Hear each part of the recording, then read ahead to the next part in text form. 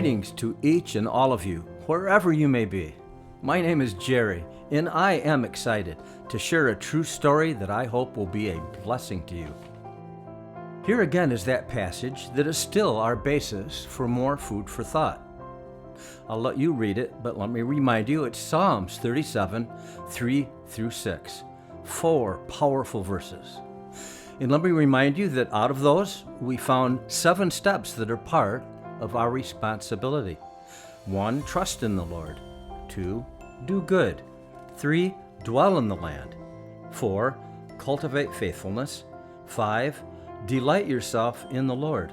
6, commit your way to the Lord. 7, trust also in Him. Last time we looked at step 2, do good. Today we move on to step 3, dwell in the land. Most people don't realize it, but many years ago, before embarking on a long and exciting scientific engineering career, I was a professor at a 4-year liberal arts Christian college.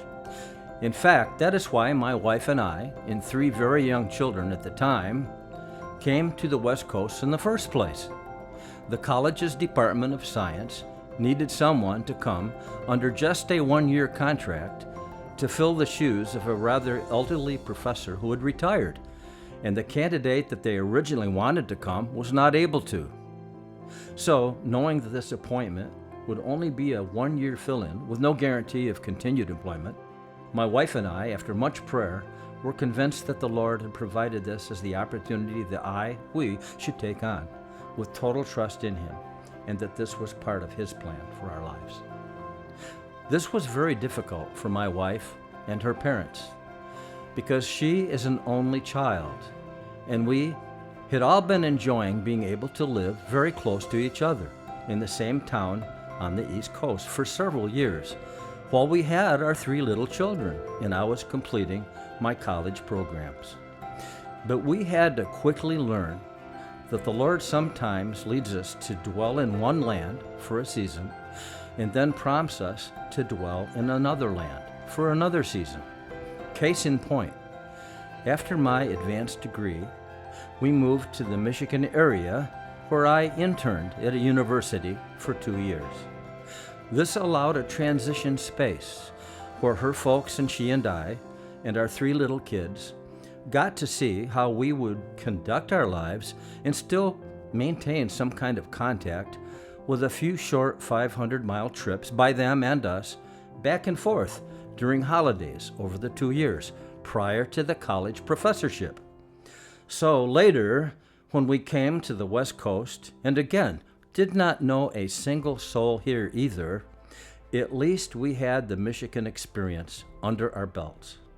Consequently, by God's grace, we were able to rather quickly sink our roots downward and bear fruit upward, and have been continuing to do so in various house locations along the coast ever since. Wow, as I think about it, that was many years ago. As my high school Latin teacher used to say, tempus fugit, time flies.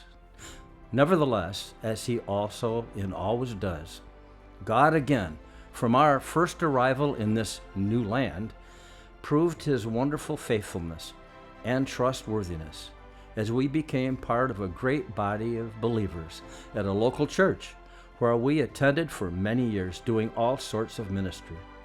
Plus, I got to go from the college to a university to get 4 more years of advanced training that I didn't even know that I needed. And that led to my continuing career at 2 key technical companies.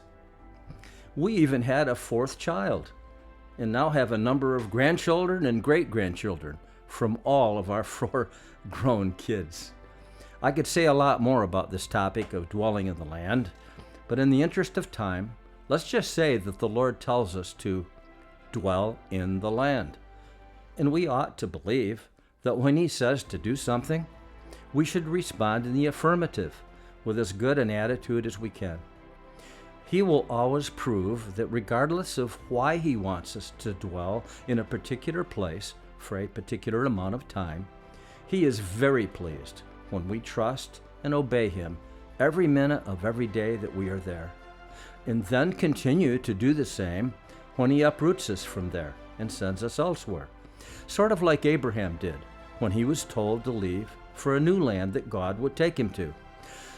So let's not worry about the whys that God moves us. Let's just do it. Maybe He will clearly show us why in this lifetime, or maybe He will not. Or maybe He will just enable us to live into the answers to this and all our other questions as we keep learning to trust Him and only Him in all lands and in all circumstances more and more and more. In closing, let's take this as an opportunity to reaffirm these 3 biblical mandates and commitments to trust in the Lord, to do good, and to dwell in the land. And let's continue to hold one another up in prayer, trusting Him more often and more fully, and doing the good that He created us for as we dwell in the land.